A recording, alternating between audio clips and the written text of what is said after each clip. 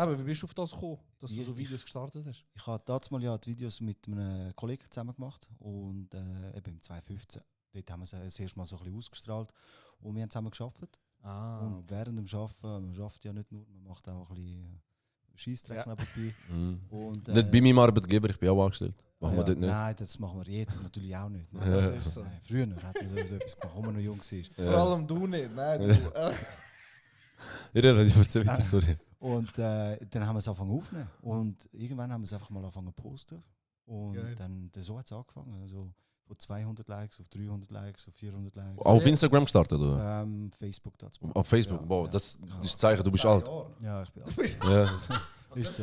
Das Ist ist so. so alt wie mir, Mann. Ja, aber heutzutage, ich tue immer noch Facebook öffnen und schnell reinschauen. Weil alles andere ist so ein bisschen... auch. Ja, aber ist Facebook nicht einfach so ein Tool, das du nutzt für Verwandte oder Tanten und so? Nicht mehr. Die Nein, sind nein. mittlerweile eben auch schon Auf Insta, TikTok. Ja, ja. Talk it like Loose D.